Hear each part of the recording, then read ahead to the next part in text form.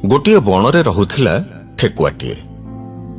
तार गोटे छोट घर थिला, किंतु से अलसुआ हेथिबारु घर को जम्मा सफासुतुरा रखि पारु नथिला। ता घरे सबुबेले कूढ़ कूढ़ अलिया गदा ही रहुथिला। जंगलर कौनसी भी जीवजंतु ता घर को जीवा पई जम्मा पसंद करू नथिले।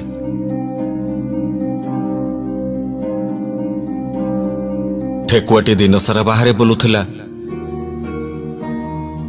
आउ राति हेले फेरुथिला घर को। तेणु से क्लांत ही सोई भी पड़ुथिला। गोटे दिन ता घर को मूसाटीए आसिला। ठेकुआ भाई भल अछ? अरे मो घर को तो दिने काले केही आसंतिनी, आज ये केमिति आसिला? मूसा भाई तमे आसीच कि? हाँ हाँ मु भल अछि, हेले तमे एठी केमिति?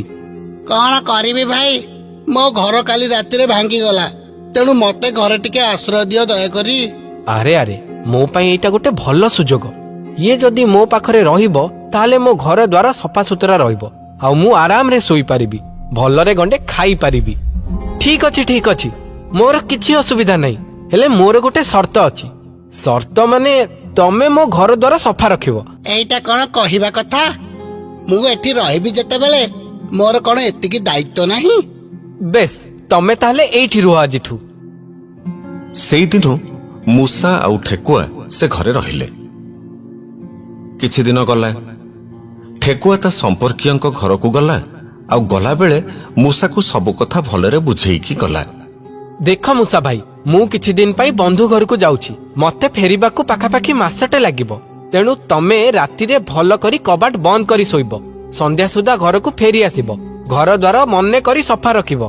तमर कोनसी संपर्कीय कि सांगसाथी को घर को डाकिबनी। हाउ ठीक अछि, मु तमर सब कथा को मने रखिली, तम कथा मानि की काम करिबी। मु ताहले जाउछि। सत कथा होउछि मूसार कौनसी सांगसाथी नथिले किंबा केही संपर्कीय भी नथिले, तेणु ता पाखकु केही आसीबार नथिला। तार केवल ठेकुआ कहिथिबा गोटिए कथा मानिबार थिला, ताहा हेला घर को सफा परिष्कार रखिबा। मूसा घर द्वार सफा करिकी पूरा चिकण करदेला। घर द्वार लिपा पोछा करी झोटी चिता भी पकई देला। बाहरु जी देखिला सी कहिला, वाह केते सुंदर घरटे। एमिति गोटाए मास बीतीगला। आउ ठीक मासटीए परे ठेकुआ फेरिला घर को। से विश्वास करि परिलानी जे एटा ता घर बोली। वाह मूसा भाई कौन करिछ? घरटा को पूरा राजमहल कर देइछ। धन्यवाद। ठेकुआ मने मने चिंता कला जे मूसाठू मु जो काम हासिल करबा को चाहुथिली ताहा तो हेई गला, आउ काहे ताकू एठी रखिबी, बरं से एठू चली गले मंगल। हेले मूसा भाई मु बहुत बड़ असुविधा रे पड़िछि, एबे कौन करिबी किछि उपाय तो कुह। कौन हैछि कि ठेकुआ भाई? मूसा भाई मु मो भौणी झियर बाहाघर रे जाइथिली। मो भौणी कहूची से आसी एठी रहिबो, आउ तमे तो देखुछ मोर एई गोटिए बोली घर। तमे मते घर छाड़ीबा पई कहउना त? हाँ मूसा भाई मु तमको ठीक सही कथा कहूची। ना ना मु घर छाड़ी पारिबिनी। मु मासे काल तम घर को जगिक रहिछि टी। तम घर को निज घर भली सफा सुतरा करिछि, तेणु मु एठू छाड़ी जाई पारिबिनी। बेसी बक बक करना कहूची, चुप के एठू पळा, मो भौणी आसीबो। भौणी आसु कि भिणे आसु मु जीबिनी। तू कोन एठी जबरदस्ती रहबू? हाँ चल बण सारा बुलिकी पचारिबा ए कथा। केही जणे जदि कहबो जे मु घर छाड़ीबाटा ठीक, ताहले मु घर छाड़ी देबी। अरे जणे नुहे समस्ते कहबे। चल चल बाहर को चल। दी जण जाक एमिति पाटितुंड करी करी चलिले बण भितर को। बण भितरे तांकर प्रथमे आखि पड़िला गोटिए बिलुआ उपरे। दी जण जाक बिलुआ को सब कथा बुझेईकी कहिले, किंतु चतुर बिलुआ चिंता कला जे से केमिति एथिरु लाभ उठेइबो। दीटा जाक प्राणी तार शिकार आउ तार आहार योग्य मध्य, तेणु से सेमानकु खाइबा दरकार। सेथिपाई बिलुआ मिछरे सोइबार बाहाना कला। मु तम कथा सुनिली जे, हेले मते बहुत निद लागुछि म। ମୁଁ ନ୍ୟାୟ କରିପାରିବିନି। ହଉ ମୁଁ ତାହେଲେ ବିଞ୍ଚି ଦଉଛି, ତମେ ଶୋଇପଡ, ଉଠିଲେ ନ୍ୟାୟ କରିବ। ବିଲୁଆ ଜାଣି ଶୁଣି ଆଖି ବୁଜିଦେଲା ଆଉ ତାଙ୍କ କଥାକୁ ଶୁଣିଲା। କିଛି ସମୟ ଯିବା ପରେ ବିଲୁଆ ଉଠିଲା ଆଉ କହିଲା, ନିଦ ଭାଙ୍ଗିଲା ଯେ ମତେ ଜୋର ଭୋକ ଲାଗୁଛି। କଣ ଖାଇବ କହୁନ, ମୁଁ ଆଣିଦେବି। ଏତିକି କଥା ଶୁଣିବା ପରେ ବିଲୁଆ ଫଟକି ଠେକୁଆ ଆଉ ମୂଷାକୁ ଦି ହାତରେ ମାଡ଼ି ବସିଲା ଆଉ ତାଙ୍କୁ ଖାଇବା ପାଇଁ ଉଦ୍ୟମ କଲା। ଇଏ କଣ କରୁଛ ବିଲୁଆ ଭାଇ?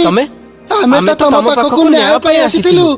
ମୁଁ ଜାଣିଗଲି ତମେ ଦି ଜଣ କେହି କାହାକୁ ଭଲ ପାଅନି, ତେଣୁ ଜଣକୁ ଖାଇଲେ ଆର ଜଣକ ବିରୋଧ ବି କରିବନି। ଠିକ୍ ଏତିକି ବେଳକୁ ମୂଷା ମୁଣ୍ଡକୁ ଗୋଟାଏ ବୁଦ୍ଧି ଜୁଟିଲା। ସେ ନିଜକୁ ବଞ୍ଚେଇବାକୁ ଯାଇ ବିଲୁଆକୁ ଡରେଇ ଦେଲା। ଏଇଠି ସେପଟରୁ ବାଘ ମାମୁଁ ଆସିଲାଣି। ବାଘ ମାମୁଁ କଥା ଶୁଣି ବିଲୁଆ ଦି ଜଣଙ୍କୁ ଫୋପାଡ଼ି ଦେଇ ଜୀବନ ବିକଳରେ ଦୌଡ଼ିକି ବଣ ଭିତରକୁ ପଶିଗଲା। ମୂଷା ଏବଂ ଠେକୁଆ ଆସି ଘରେ ପହଞ୍ଚିଲେ। ସେମାନେ କରିଥିବା ଭୁଲ ପାଇଁ ବହୁତ ପଶ୍ଚାତ୍ତାପ କଲେ। ମୋର ଭୁଲ ହେଇଯାଇଛି ମୂଷା ଭାଇ, ତୁମ ଘରେ ରହ। ସ୍ୱାର୍ଥ ହାସଲ ପାଇଁ ମୁଁ ଅନ୍ଧ ହେଇଯାଇଥିଲି, ମତେ କ୍ଷମା କର। ତମେ ମତେ କ୍ଷମା କରେ ଠେକୁଆ ଭାଇ, ମୋର ବି ଏଇଟା ଭୁଲ। ମୁଁ ତମ ଘରେ ରହି ତମ ଉପରେ ଦାଦାଗିରି ଦେଖଉଥିଲି। ଉଭୟ ଉଭୟଙ୍କୁ କ୍ଷମା ମାଗି ପୁଣି ଥରେ ସେଇ ଘରେ ଶାନ୍ତିରେ ରହିଲେ। ତେଣୁ ଯଦି ନିଜ ବନ୍ଧୁ ସହ ତୁମର କଳି ହୁଏ, ସେଥିରେ ତୃତୀୟ ପକ୍ଷକୁ ସାମିଲ ନ କରି କେବଳ ଦି ଜଣଙ୍କ ଭିତରେ ଏ କଳିକୁ ସମାଧାନ କରିବା ଆବଶ୍ୟକ। ଗୋଟିଏ ବଣରେ ରହୁଥିଲା ଠେକୁଆଟିଏ। ତାର ଗୋଟେ ଛୋଟ ଘର ଥିଲା, କିନ୍ତୁ ସେ ଅଳସୁଆ ହେଇଥିବାରୁ ଘରକୁ ଜମା ସଫାସୁତୁରା ରଖିପାରୁନଥିଲା। ତା ଘରେ ସବୁବେଳେ କୁଢ଼ କୁଢ଼ ଅଳିଆ ଗଦା ହେଇ ରହୁଥିଲା। ଜଙ୍ଗଲର କୌଣସି ବି ଜୀବଜନ୍ତୁ ତା ଘରକୁ ଯିବା ପାଇଁ ଜମା ପସନ୍ଦ କରୁନଥିଲେ।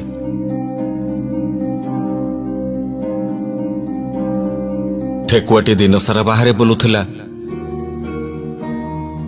ଆଉ ରାତି ହେଲେ ଫେରୁଥିଲା ଘରକୁ। ତେଣୁ ସେ କ୍ଳାନ୍ତ ହେଇ ଶୋଇ ବି ପଡୁଥିଲା। ଗୋଟିଏ ଦିନ ତା ଘରକୁ ମୂଷାଟିଏ ଆସିଲା। ଠେକୁଆ ଭାଇ ଭଲ ଅଛ? ଆରେ ମୋ ଘରକୁ ତ ଦିନେ କାଳେ କେହି ଆସନ୍ତିନି, ଆଜି ଇଏ କେମିତି ଆସିଲା? ମୂଷା ଭାଇ ତମେ ଆସିଛ କି? ହଁ ହଁ ମୁଁ ଭଲ ଅଛି, ହେଲେ ତମେ ଏଠି କେମିତି? କଣ କରିବି ଭାଇ, ମୋ ଘର କାଲି ରାତିରେ ଭାଙ୍ଗିଗଲା, ତେଣୁ ମତେ ଘରେ ଟିକେ ଆଶ୍ରୟ ଦିଅ ଦୟାକରି। ଆରେ ଆରେ ମୋ ପାଇଁ ଏଇଟା ଗୋଟେ ଭଲ ସୁଯୋଗ। ଇଏ ଯଦି ମୋ ପାଖରେ ରହିବ ତାହେଲେ ମୋ ଘର ଦ୍ୱାର ସଫାସୁତୁରା ରହିବ ଆଉ ମୁଁ ଆରାମରେ ଶୋଇପାରିବି, ଭଲରେ ଗଣ୍ଡେ ଖାଇପାରିବି। ଠିକ ଅଛି, ମୋର କିଛି ଅସୁବିଧା ନାହିଁ, ହେଲେ ମୋର ଗୋଟେ ସର୍ତ୍ତ ଅଛି। ସର୍ତ୍ତ ମାନେ ତମେ ମୋ ଘର ଦ୍ୱାର ସଫା ରଖିବ। ଏଇଟା କଣ କହିବା କଥା? ମୁଁ ଏଠି ରହିବି ଯେତେବେଳେ ମୋର କଣ ଏତିକି ଦାୟିତ୍ୱ ନାହିଁ? ବେଶ ତମେ ତାହେଲେ ଏଇଠି ରୁହ ଆଜିଠୁ।